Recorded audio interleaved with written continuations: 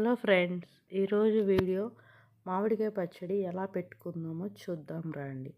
మా హోమ్లో పెట్టుకున్న ప్రాసెస్ నేను చెప్తానండి. టేస్ట్ అయితే సూపర్ ఉంటుంది.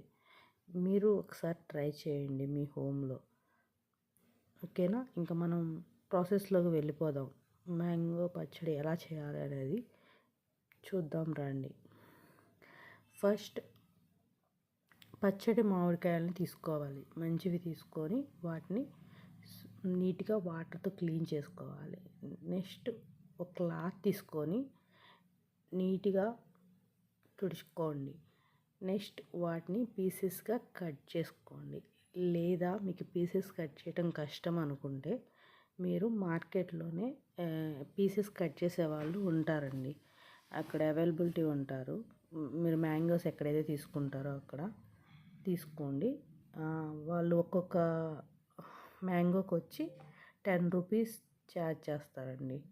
కాకపోతే మనం ఇంటి నుంచి వెళ్ళేటప్పుడు ఒక బాక్స్ ఒకటి, క్లాత్ ఒకటి తీసుకొని వెళ్ళాలి. వాటర్ వాళ్ళ దగ్గర ఉంటే నీట్గా వాటర్లో వేసి నీట్గా క్లాత్ పెట్టి తుడిచేసి మనకి ముక్కలు కట్ చేసి ఇస్తారండి. అవి మనం పీసెస్ తెచ్చుకొని ఇంటికి మ్యాంగో పికిల్ చేసేసుకోవచ్చు. ఈజీగా ఉంటుందండి. మనం ఫస్ట్గా ఒక పెద్ద గిన్నె తీసుకోవాలండి. ఒక గిన్నె తీసుకొని ఈ మ్యాంగో ముక్కలన్నీ దాంట్లో వేసుకోండి. ఆ గిన్నెలో వేసుకున్నాక అవి మీకు కొలత చెప్తాను వినండి. ఒక 4 సోళ్ళు అంటే రైస్కి ఒక గ్లాస్ ఉంటుంది కదా, సోల వచ్చేసరికి 4 గ్లాసెస్ అండి. అలా అంటే 4 అంటే 80. రైస్ కుక్కర్ గ్లాస్ వచ్చేసి అంటే 16 గ్లాసెస్ అండి. 16 గ్లాసెస్ మ్యాంగో ముక్కలు తీసుకోవాలండి. తర్వాత వాటిలోకి మనం అన్నీ రెడీగా పెట్టుకోవాలండి. చిన్నులపాయలు, కారం, ఆవపిండి, మెంతిపిండి, వేరుశనగ నూనె లేదా పప్పుల ఆయిల్ అన్నీ రెడీగా పెట్టుకోవాలి. ఇప్పుడు ఈ 16 గ్లాసెస్ రైస్ కుక్కర్ మామిడికాయ ముక్కలకి సాల్ట్ వచ్చి 3 గిద్దలు తీసుకోవాలండి. 3 గిద్దలు అంటే రైస్ కుక్కర్ 3 గ్లాసెస్. కారం వచ్చి రైస్ కుక్కర్ 3 గ్లాసెస్ తీసుకోవాలి. ఒక్కోసారి మార్కెట్లో ఆవకాయకి కారం అంటే కూడా మనకి దొరుకుతుంది. చాలా టేస్టీగా ఉంటుంది. ఆ కారమైనా తీసుకొచ్చుకొని వేసుకోవచ్చు అండి. 3 గ్లాసెస్ రైస్ కుక్కర్ గ్లాసెస్. తర్వాత 2 గ్లాసెస్ ఆవపిండి వేయాలండి. మెంతి పిండి ఒక గ్లాస్ వేసుకోవాలండి. చిన్నులపాయలు వచ్చి పొట్టు తీసినవి 1/2 కేజీ వేసుకోవాలండి. తర్వాత వీటికి మెయిన్ ఏంటంటే వేరుశనగ నూనె లేదా పప్పుల ఆయిల్ అనేది 1 కేజీ వేసుకోవాలండి. వేరే ఆయిల్ వేసినా అంత టేస్ట్ ఉండదండి. ఇది ఏంటంటే ఈ ఆయిల్ వేసుకుంటే బాగుంటుంది. ఇది ఇంకా బాగా నీట్గా కలుపుకొని వీటిని ఒక జాడీలో భద్రపరచుకోవాలి. లేదా ఏదన్నా ఒక ప్లాస్టిక్ డబ్బా ఉంటుంది కదా, దాంట్లో పెట్టుకోవాలి.